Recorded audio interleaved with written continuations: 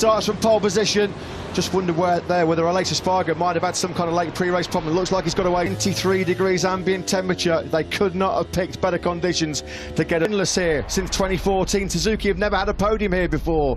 Will the 8 months or so. Who will be the king of Qatar here tonight? Well, we're about to find out as the riders sweep through a championship in history. It looks like the most unpredictable. Motogp has it all. Indeed it does. Who is going to be going for? Well, contenders everywhere we look. Tyre choice absolutely crucial. It is very difficult to look past Marc Marquez despite that record that he has, and we will wait to see just how potent that Suzuki will be on this start-finish straight. We've bridged that gap. We're about to have all the answers.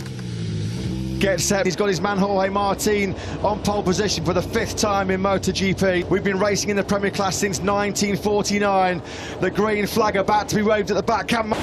It's lights out and lift off for MotoGP in 2022 in Qatar. Not a bad start for the poleman Jorge Martin, although it's Honda's who lead. From Brad Binder, who's up into 3rd place. He's trying to go right around the outside of Marc Marquez. The two gained at least 4 places, and he's got both factory Ducatis and the poleman behind him. Pol Espargaro leading on a 15th place. As Lewis said, the two factory Ducatis just completely missed the start. Already getting aggressive, keeping his tyres in good order. Do not discount Joan Mir. Was that Martin trying to recover the lost ground he made off the start? It was a poor start from Martin. Ticket for the Repsol Honda team. Pol Espargaro leading as Fabio Quartararo makes progress. This is just the first lap that Quartararo needed, up to P7 from 11th on the grid. Yeah, already getting wheel spin on that medium. Might be easily picked off. The Yamaha's been about anything between 10 and 12k slower. Brilliant by the Quartararo. He's got underneath the Yamaha man in the final corner at turn 16. Leading from Marc Marquez. Is Marquez going to go through immediately? Up the inside of his teammate he goes. Pol Espargaro doesn't fight it too hard.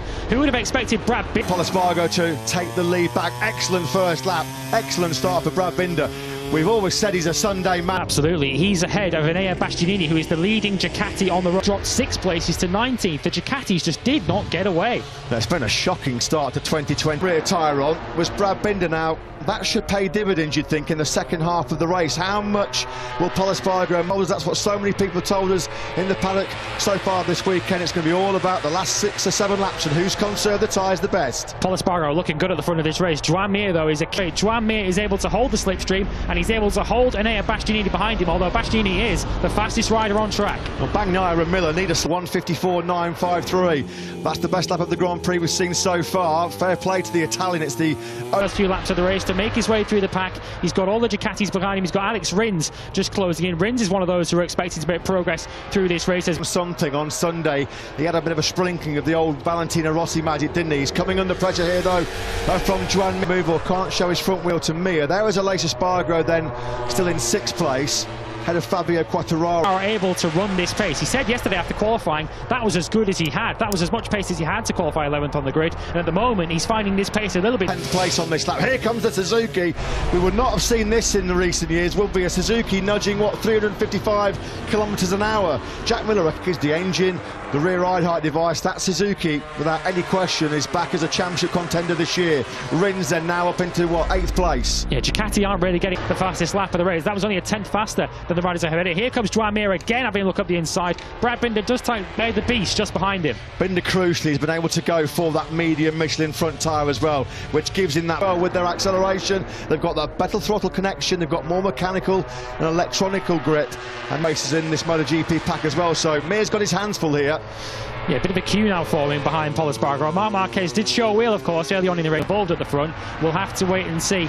Fabio Quartararo still starting to get a little bit detached. He's got Pecco Bagnaia closing in on him. Ducati.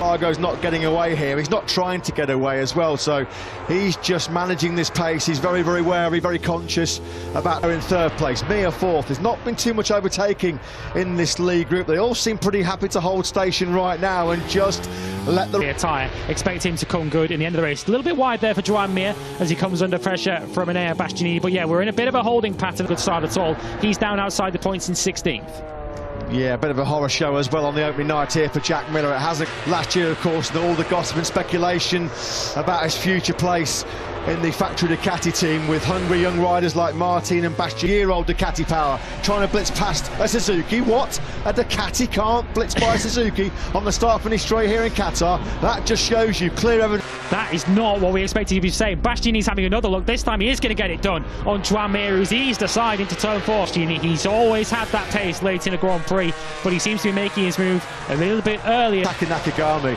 Likewise, Frankie Morbidelli on his factory Yamaha start in 2022. He's down in 17th. He'll have the inside line and he eases by Marc Marquez on the brakes into the first corner. So Marquez, is he going to first corner in the Grand Prix of Qatar last year? So it's an easy mistake to make. Simon, down to you for some thoughts. Yeah, just about that braking. They rely on it with their braking marker, but if there's someone in front of them in the braking area, the wings don't work and they... The line from 6th place on the grid. He's been happy to make the front running here, of course. There's been missed opportunities, hasn't there, in the past of Polisbar. From Brad Binder, still there in 2nd place. Bastianini in 3rd. Marquez 4th. Then it's Mir. Aleix Espargaro picking him off. Yeah, Mir's getting a bit beaten up here, isn't he? Getting a bloody nose. The former world champion. Miller must have some kind of problem then, as Lewis said, he's dropped all the way back. There's a yellow flag as well. Yeah, Marco Bezzecchi's dropping down the field, unfortunately. The rookie who's had such an impressive weekend. Bezzecchi has dropped off the tower on the left-hand side of the screen, so we think something may have gone wrong. Mir looking to fight back against Aleix Espargaro. Both Suzukis really in the middle of the battle, has entered the gravel track. Oh, Jack Miller doesn't have a lot of luck, does he, here in Qatar? You remember when that seat worked vibration problem on the right-hand side of his tyre? It was almost launching him to the moon the year for the Australian, when he needs a good start to the year to ensure that he's putting himself at the forefront of the minds of the Ducati management for that coveted fact. Off the lead at the moment, although that top 4 do appear to be getting a little bit of breathing space out of the front, but it just underlines how competitive MotoGP is in 2022. Giannini will be holding the top 3 places, with world champion Fabio Quartararo in 9th and runner-up last year Pecco Bagnaia in 10th. Still a bit of a 10-metre exclusion zone around Jack for a few minutes. Yeah, this isn't the red mate Marc Marquez. Will that still give up good grip at the end of the race? Brad Binder perhaps sitting pretty in 2nd place, but they're way out of contention at the moment. Yeah, I suppose the big question in terms of victory hopes here, can behind his teammate Joan Mir. He in turn then's got about 4/10 back to Marc. Confident in his race pace on the factory of Aprilia. The pace then drops to a 1:54.465. Here's the... Say a cuss word and the word electronics. That's really cruel for Jack. TM were in a world of trouble. They seemed in all sorts of problems.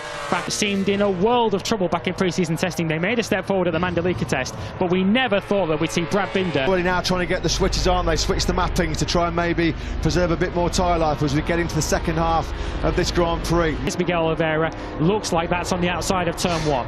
Well, unfortunately, and this just continues his horrendous run. He scored just 9 points in the last 9 races of last year with 4 DNFs, and unfortunately... Whether Marc Marquez is just sitting pretty in 4th place, he seemed to want to talk his chances down over the course of the weekend of challenging for the win and for the podium. It's pretty clear at this... Of course, the boss of the Gresini team, the widow of the late former 125cc world champion Fausto Gresini, fantastically carrying on.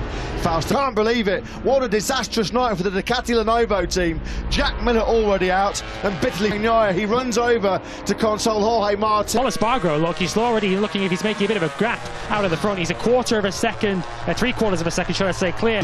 Joyous, they took their first ever podium lockout in Valencia in their Grand Prix history since they arrived on the red bike so far this weekend. Now they're just still moving. Yeah. Some of the debris, aren't they? That's why the yellow flags have still been acting so good, so strong at the front of this Grand Prix still. Let's quickly get a tech observation from Simon. Switch it down to lower power to do the race till... Yeah, thanks for that, Simon. You just wonder now whether Bastianini, Marquez and Aleix Espargaro got to find a way through on Brad last year, but Bastianini sweeps on through.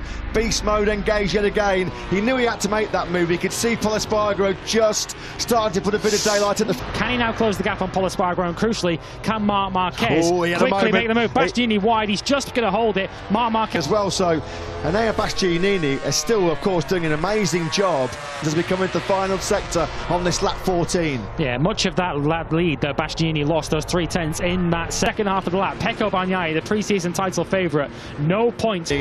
This was Fausto Gresini's dream. He'd put all the foundations in place to bring back his own team. Yeah, we know what happened, but I think Jorge was rather lucky. He might be sore tomorrow, but He'll be in the podium places at 2/3 distance in this Grand Prix is quite exceptional. You rode on board a moment ago with the world champion Fabio Quartararo. That gap now under a second. Fabio Quartararo at the moment, history. This is 136 MotoGP start. He's never had a single win. I think Pol Espargaro had it in him. They didn't think he had this resolve. They didn't think he had this speed. But here he is, putting up a... Now, it is 0.8 of a second. So Bastianini is starting to close in. But another rider with good late race pace. Espargaro, there's nothing wrong with the top speed of that factory Aprilia as well. Can we see the Espargaro brothers soon to be fighting together for the podium? Only ever happened twice before MotoGP since Nobuatsu and Takuma Ryoki at Imola back in 1997. 25 long years ago. 5.5 to go. Binder at the moment looks like he is able to streak away from Marc Marquez. Here comes Aleix Espargaro up the inside and he leaves an elbow on Marc Marquez. Giannini, we talked about it so many times last year. He was the master of tyre preservation. How many times did he come from so far back? He's just set the fastest lap of the fence. Pol Espargaro trying desperately to cling on here to what will be a famous victory. On course though for an emotional win will be the 2022 season, and we have two riders battling it out for their maiden Grand Prix victory in the class. Yeah, now he's going to try and use a bit of Ducati. He's not through choice, of course. He's potentially on course to win the season-opening Grand Prix here in Qatar. They come through the fast right-handers. Put the attack at turn 15. No, he's not going to take the big risk.